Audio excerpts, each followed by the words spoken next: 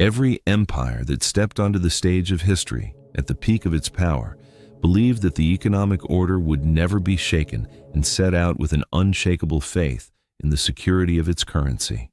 Throughout this process, every government assumed that the promises carried by the paper banknotes it issued or the gold and silver coins it minted would remain valid not only for that day, but for tomorrow and even forever. This assumption, which was initially a simple claim, was adopted over time by broad segments of society and transformed into an accepted truth, and ultimately became an absolute perception of reality that no one dared to question, internalized by all.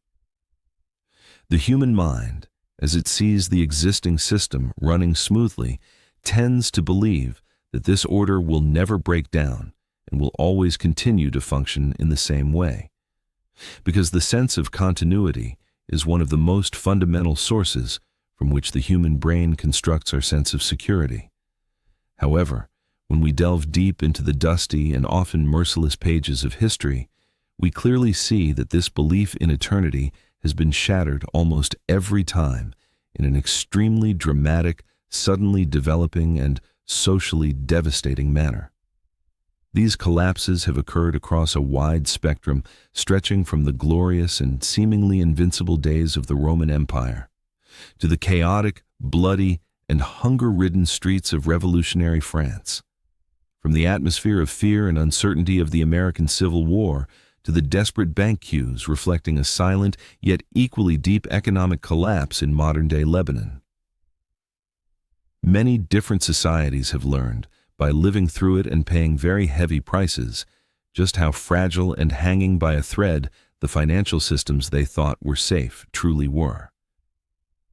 All these striking historical examples demonstrate that even the structures that appear strongest and most invincible from the outside can begin to unravel with tremendous speed the moment erosion begins in the trust that forms their foundations.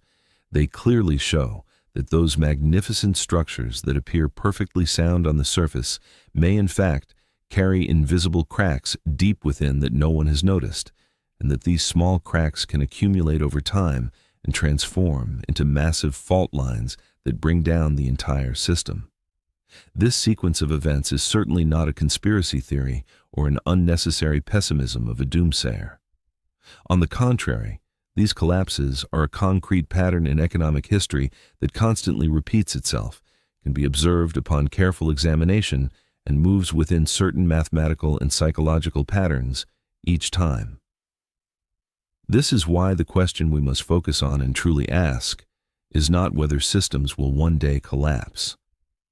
The real issue is being able to understand the true causes underlying these inevitable collapses, being able to recognize the early warning signals before a crisis arrives, and learning how to remain standing both individually and socially while these difficult processes unfold. Approaching events in this way is not developing a fear-based panic reflex, but on the contrary, it is a state of making extremely conscious preparation and being in a completely realistic awareness. Because understanding and analyzing the past in detail does not merely mean learning encyclopedically about events that have already passed and ended. It also means being able to foresee in advance how similar mistakes and psychological tendencies from the past may re-emerge in the future, and in what form. Although history never repeats itself with exactly the same events, it always produces similar patterns, similar ambitions, and similar mistakes behind events. And those who can correctly read these historical patterns can take much more grounded and sure-footed steps during periods of uncertainty when everything is turned upside down. When one looks more closely at the nature of money, which lies at the heart of systems, it is immediately apparent that it is a much deeper structure than merely a physical object we carry in our wallets. Money is, at its core, a system of trust formed by thousands of people believing in the same lie or the same truth, and in this very respect, it serves flawlessly as the most powerful social contract in human history, intangible and abstract, yet untouchable. The physical or spiritual meaning carried on its own by a gold coin in your pocket, a paper note with a print on it, or a digital number in your bank account is extremely limited. What gives it its true value is the promise of value transfer that object promises, and the hard-to-shake trust that society feels that this promise will still be valid tomorrow. As long as people share this mutual sense of trust and believe in the system, the wheels of the economy turn, trade continues without a hitch, and the system succeeds in establishing an organic balance within itself. But when this delicate sense, the slightest tremor or the tiniest doubt, an unstoppable, destructive reaction begins. In such situations, people suddenly begin to flee from the money in their hands to get rid of it as soon as possible, while rapidly turning toward alternative stores of value and trying to protect the savings they have accumulated over years in different, more tangible forms. At precisely this moment of rupture, money rapidly exits its role as a medium of exchange that it has fulfilled for centuries and can transform into nothing more than a meaningless, worthless symbol, a mere piece of paper. This tragic transformation of money usually begins very slowly, insidiously, and unnoticed.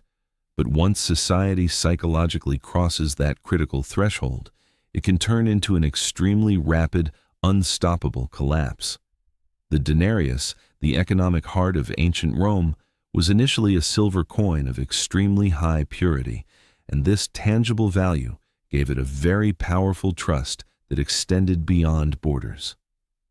This atmosphere of trust was one of the most fundamental factors supporting the expansion of the Roman economy beyond its borders and the enormous growth of intercontinental trade.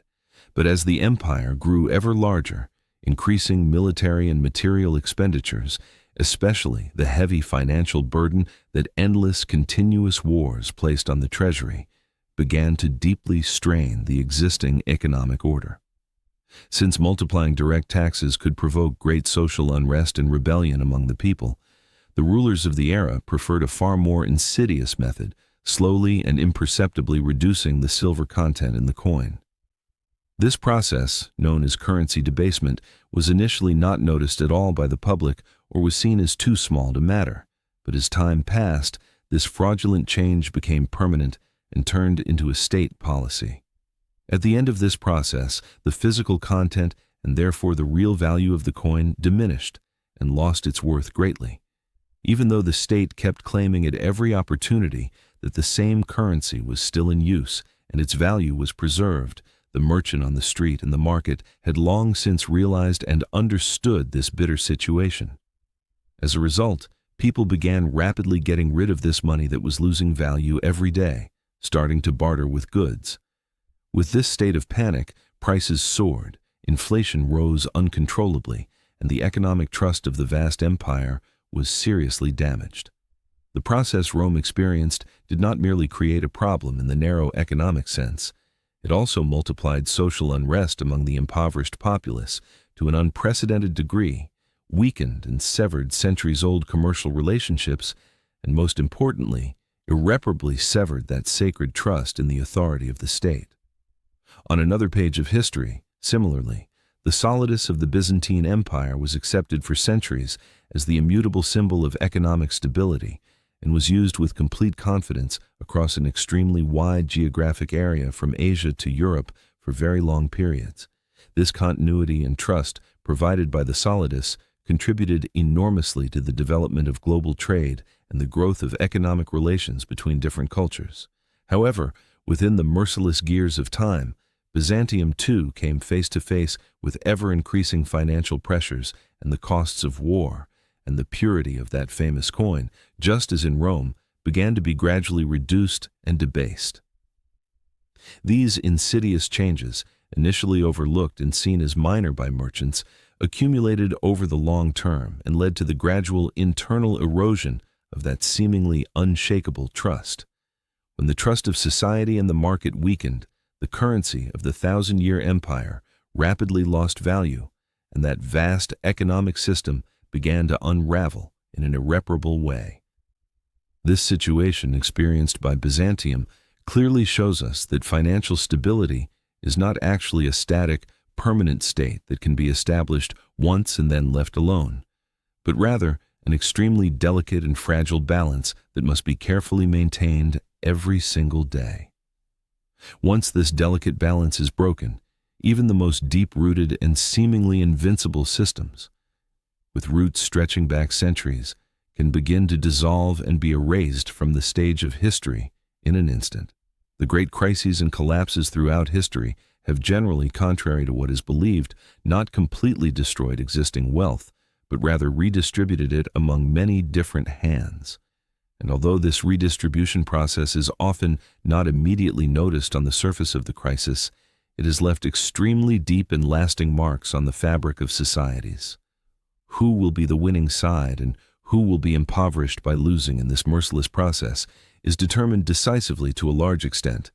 by those individuals' level of preparation before the crisis, the knowledge in their hands, timing skills such as being able to make the right moves, and the nature of the assets they hold at the moment of crisis. For example, during the Black Death plague, while a very large portion of the population perished in horrific fashion, the labor force available to work the fields suddenly became extremely scarce, and this tragic shortage dramatically increased the value of labor to an unprecedented degree in history. The fortunate segments who survived this great catastrophe obtained much more favorable working and living conditions than landowners. Those who had cash or precious metals and possessed liquidity were able to accumulate low-priced assets in lands that had been left ownerless or sold cheaply, thereby securing a great long-term advantage for themselves. Centuries later, during the COVID-19 global pandemic that all of us have witnessed in today's world, an extremely similar economic dynamic emerged. While the enormous amount of money that governments pumped into the market by running printing presses to keep the economy afloat artificially inflated asset prices, unfortunately, the purchasing power of wide segments of the public living on wages and fixed incomes eroded and declined in the face of inflation. This contemporary crisis process made economic inequalities within societies much more pronounced and visible than ever before,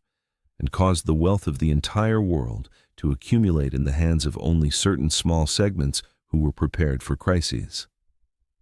Another deadly fallacy frequently encountered in financial history that drives people toward great collapses is the dangerous notion that some institutions, banks, or companies with deep historical roots will never be destroyed, that they are too big to fail. However, merciless history clearly demonstrates to us with its own examples that this notion in people's minds has been proven wrong repeatedly and very harshly. Notably, in medieval Florence, the great banks of enormous size lent huge sums to kings to finance their wars. But when the kings refused to repay these debts, that seemingly invincible system collapsed in an instant, and these magnificent giant institutions completely vanished overnight. Not only in the past, but in the modern era as well, very similar cautionary examples have been experienced. Even the world's largest and most deep-rooted financial institutions, with histories spanning over 100 years, have been able to go bankrupt and fade into history within a short period of time. This observed situation reveals that the enormous size an institution possesses is actually not a security or guarantee at all, but on the contrary, can cause the complexity of the structure and systemic risk to increase much further. Because structures that are this large and intertwined are systems where even very small errors anywhere within the system can create chain reactions like domino pieces, and this very characteristic can make them much more fragile and vulnerable to destruction than expected from the outside. Not only banks, but also the uncontrolled money printing move that states resort to as an easy solution during their own periods of financial tightness and crisis similarly produces very serious and destructive consequences for societies. This dangerous method, which appears to relieve the economy in the short term because hot money is pumped into the market, leads in the long term to uncontrolled money, causing inflation to rise uncontrollably and to the money in the hands of the public rapidly losing value, thereby poisoning the economy. For example, the excessive money printing policy that the government resorted to during the dark days of the American Civil War to cover war costs completely lost control of prices and inflation, with the printed paper money rapidly losing value and becoming almost worthless garbage. In another corner of history, the paper money issued by the new government immediately after the French Revolution shared an almost identical fate. Due to the printing presses never stopping and excessive printing, that money, too, rapidly lost value, completely shaking the already fragile economic order and driving the populace to starvation. These striking examples drawn from the stage of history demonstrate to us that uncontrolled increases in the money supply in the market, without being supported by production, not only create an economic collapse, but can also bring about very deep social and political consequences, such as uprisings and regime changes. In addition to domestic policies, the foreign borrowing that countries undertake and the exchange rate risk this brings is also one of the most important and most dangerous components of countries' financial vulnerabilities. During the 1997 Asian crisis that occurred in our recent history, many developing countries in the region had borrowed large amounts in foreign currencies rather than their own, and because the enormous debts taken on were generally short-term, the economic risk these countries faced was even greater. When these countries' local currencies lost value against the dollar as a result of global fluctuations, the burden of these debts in local currency terms multiplied instantly, and crisis became inevitable for economies that had been growing up until that point. This painful situation experienced in Asia clearly revealed to the entire world how vital and critical a country's economic independence, balanced borrowing in line with foreign exchange revenues, and risk management against possible crises are for a nation's survival. All these historical examples, stretching from ancient times to the modern era, reveal in a very clear, undeniable manner that the financial systems we have built are by nature extremely fragile and are based at their most fundamental level solely on the abstract trust people place in one another. For this very reason, it is an indispensable obligation for both individuals and those who govern societies not to fearfully ignore or dismiss this reality of systemic fragility, but rather to deeply understand it and act by making all their economic plans and preparations accordingly. In this fragile world, not keeping one's assets in a single basket, but diversifying them, protecting oneself in advance against different risks such as inflation or currency shocks, turning toward tangible and value-preserving assets whose value will not be zeroed out in times of crisis, always keeping liquidity at a certain and safe level in order to be able to seize opportunities, and most importantly, continuously developing individual skills that will be useful even in situations where money is no good. All of these rank among the strongest and most effective ways of remaining standing and surviving during stormy periods of uncertainty. In addition to all these concrete preparations, being able to quickly access the right information at times of crisis, having the capacity to conduct a correct and cool-headed analysis with available data, and the psychological skill of being able to adapt quickly to suddenly changing chaotic conditions without complaint also become at least as important as the financial assets in your bank account, and sometimes even more so. History as a discipline does not offer a definitive prophecy or a map of the future telling us exactly what will happen. However, it provides an extremely powerful and illuminating guidance by showing us the mistakes of the past and helping us find our way at times of crisis. In this context, understanding the collapses, pains, and crises experienced in the past is not merely an academic curiosity or a historical hobby confined to books, but at the same time, the most fundamental key to being able to make much more conscious, much more flexible, and much more resilient vital decisions in the storms we will face in the future.